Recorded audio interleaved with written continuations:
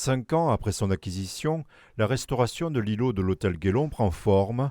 Entouré de 3 rues, dont celle de la Trinité, ce chantier redonne vie à un enchevêtrement d'habitations du XVIe, remanié au fil des siècles. Donc aujourd'hui, on a, nous, dans le cadre de la restauration, retrouvé ces 3 maisons distinctes, retrouvé bien évidemment les ouvertures telles qu'elles étaient présentes à l'époque. Donc là, on est en train de travailler vraiment sur la partie basse et sur la partie restauration de la craie. Modifiée à plusieurs reprises, la structure du bâti était devenue illisible et fragile. Les plans initiaux ont été réajustés au fil des découvertes durant le chantier.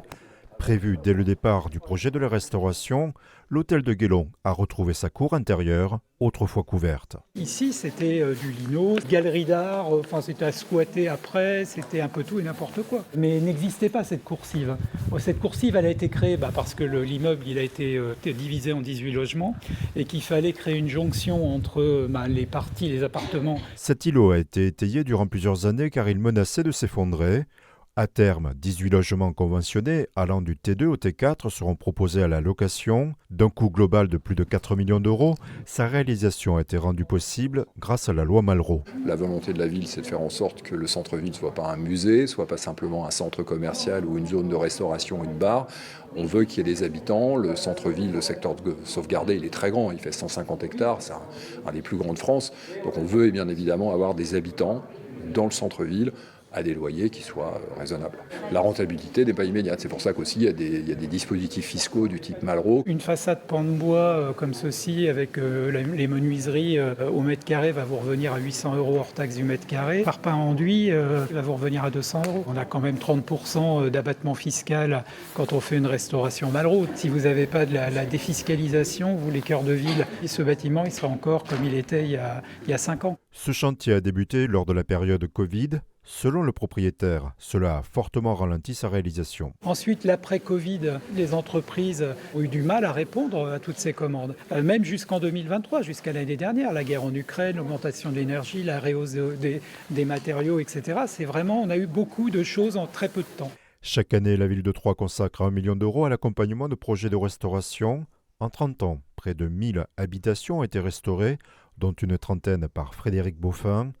Parmi ces chantiers en cours, celui de cet îlot devrait s'achever en février 2025.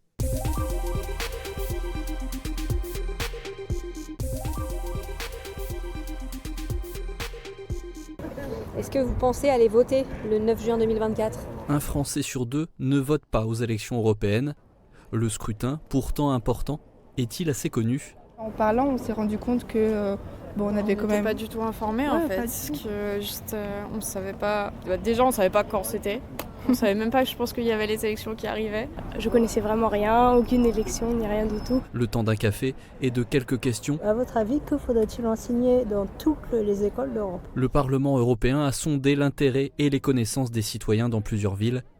Ce mardi, les médiateurs étaient à Metz. L'idée de cet événement, c'est aussi de parler un petit peu des élections européennes qui auront lieu le 9 juin 2024. On a souhaité, avec ce café question, on souhaitait poser des questions qui ne sont pas tout à fait habituelles. Par exemple, à votre avis, que faudrait-il enseigner dans toutes les écoles d'Europe ?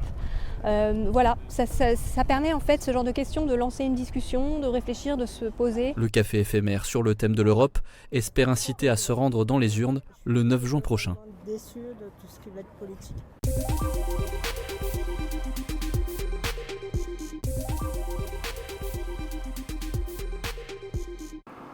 Pour leur dire merci, tout simplement, mais de belle manière. À 63 ans, cet ancien chauffeur routier, aujourd'hui en retraite, a pris la route, mais cette fois à pied, ce lundi matin, pour un périple de près de 675 km qui va le conduire à la plage d'Omaha Beach.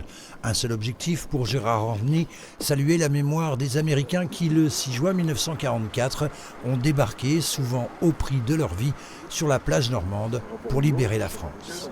Je suis allé en Normandie il y a quelques années en arrière, on y va tous les ans, avec tout ce que j'ai vu là-bas, et puis le boulot qu'ils ont fait, je veux dire, pour qu'on soit libre maintenant, et puis qu'on vive bien, on va dire, voilà, pour moi c'est normal, c'est leur dire merci tout simplement. 5253 tombes y sont regroupées et 424 noms sont gravés sur le mur des disparus.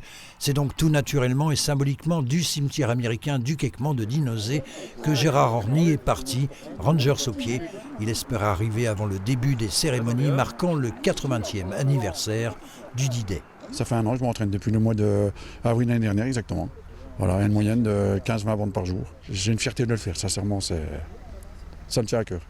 J'irai au bout. Il y a un peu de cirque parce qu'on n'a pas tout rangé encore. Dans son aventure, et pour tout ce qui est logistique, Gérard pourra compter sur un vieil ami de la famille. Raymond va le suivre à bord d'un camping-car. J'ai dit bon, après tout, pourquoi pas. Autant être avec lui. Vous savez, j'ai pas grand-chose à faire, moi, conduire, c'est tout. Il est un peu fou, mais après, il a toujours été tenté par ce qui s'est passé en 1944. Sincèrement, j'espère qu'il ira au bout. Une fois arrivé, il se rendra dans la commune de Carenton-les-Marais pour y rencontrer des vétérans et assister à un mariage un peu spécial. Il y a un monsieur qui a 100 ans, sa future femme a 96 ans et il se marie à 40 ans. Voilà, mais ça fait plaisir, que je suis content déjà pour eux. Et à propos de couple, Marie-France et sa compagne depuis plus de 32 ans et son soutien est sans faille.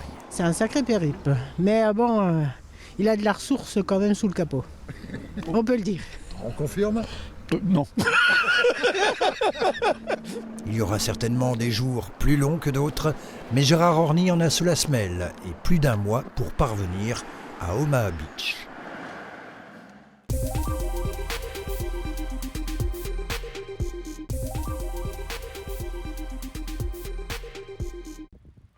La météo n'était pas au rendez-vous, mais ça n'a pas suffi pour décourager quelques adeptes de sport urbain. Le club 2024 Moselle à Amnéville accueille sa première édition du Festival des sports urbains. Et pour l'occasion, des sportifs nationaux ont fait le déplacement. Mon sport, en tout cas de prédilection, la trottinette freestyle, je pense que ça fait partie des sports urbains qui se font dans la rue, dans les skateparks, un peu partout.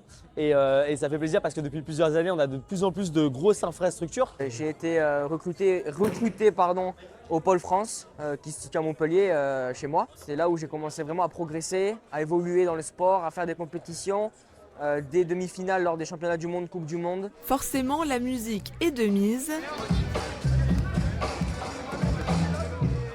Le public a pu s'essayer aux différentes disciplines. Des structures d'accompagnement social ont fait le déplacement. Petits et grands semblent ravis de découvrir ces sports de glisse. Le retour que me font les enfants sur ce genre d'activité, c'est du plaisir, de la glisse et puis un max de découvertes sur les différentes disciplines. Le breaking et le skateboard vont rejoindre cette année les disciplines olympiques. Un coup de projecteur qui va peut-être susciter de nouvelles passions.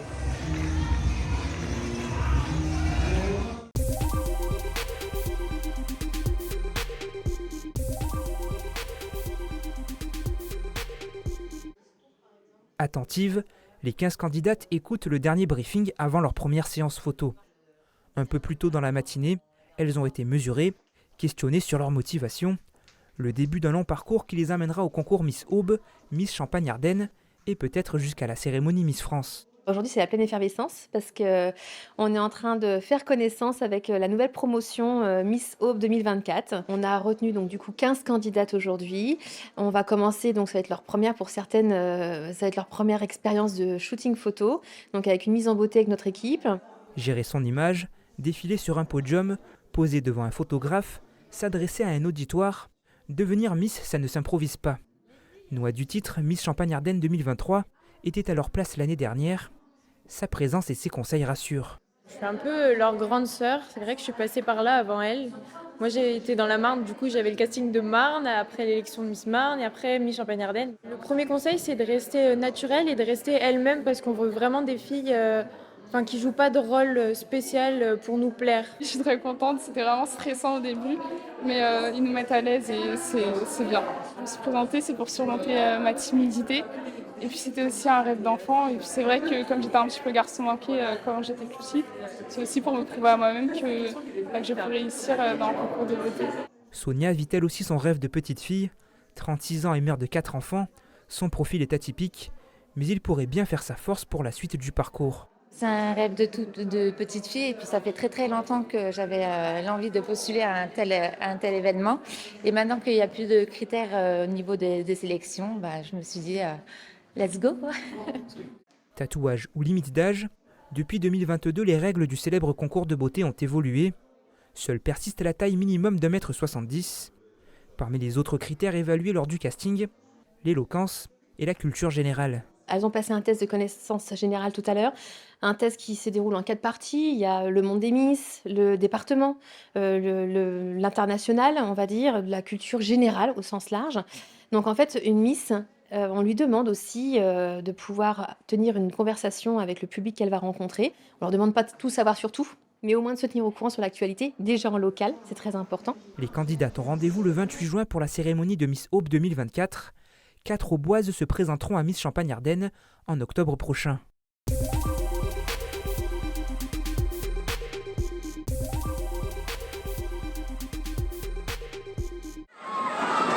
Il était une fois dans l'Est des Cowboys qui, malgré la température ambiante, n'avaient pas froid aux yeux samedi dernier pour l'ouverture du parc d'attractions de Frépertuis City. De mémoire, un temps maussade s'était aussi invité le premier jour l'an passé, puis la fréquentation s'était envolée avec un record absolu de 285 000 visiteurs. Alors le directeur garde le sourire. Frépertuis, en patois vosgien, c'était le trou frais, donc ça a du bon quand il fait bien chaud. Bon, aujourd'hui, c'est un peu... voilà, mais ça va venir. Et le week-end dernier, pour la matinée de samedi, on comptait plus de 200 entrées, un peu moins de pirates que d'habitude, mais un public emmitouflé bien décidé à profiter des attractions qui ont à nouveau résonné de cris de joie et de rires en cascade. C'était super. C'est pas trop froid? Non, ça allait. Un peu avec le vent, puis ça tournait vite, on n'aurait pas dit. C'était trop bien, il y avait un peu de sensation. Moi c'est tout ce que j'aime. C'était très bien. L'air un peu frais encore, mais voilà. Qu'est-ce que tu aimes faire comme manège ici? Les grands luttes. Les grands luttes, tout en fait. C'est quand même agréable, il n'y a pas grand monde et puis voilà, on s'amuse quand même, donc c'est pas un souci. Vous aviez prévu de venir malgré le temps? Oui, c'était prévu, oui. Parce que vu que j'étais en vacances et puis mon épouse travaillait pas ce week-end, donc on avait organisé ça pour les enfants, quoi. C'est leur petite fête de fin d'année, voilà. On les amène ici et on passe une journée à se faire mouiller. Mais voilà, c'est très bien. Qu'est-ce qui vous plaît dans ce parc? Tout. Absolument tout. L'ambiance, l'esprit familial, la famille Florent qui gère ce parc d'une main de maître. Une ambiance western pour un parc d'attractions qui tutoie les sommets dans les classements touristiques. Pour nos équipes, c'est une belle récompense et effectivement, on est bien répertorié, que ce soit TripAdvisor où on est 22e européen et au top 10 des parcs français, on doit être en 5e position, donc on n'est pas mécontent. Et puis on a reçu aussi des trophées pour Golden, les Draisines derrière qui ont eu des awards. Et puis voilà, puis notre nouvelle attraction de l'année dernière, Molka Jet, là, qui fait un tabac. Qu'est-ce qu'on vous souhaite alors pour cette saison? Uniquement du soleil, le reste on s'en occupe. Pas de nouvelles attractions cette année, mais 250 000 € investis pour planter 200 arbres, verdir et faciliter l'accès au stationnement.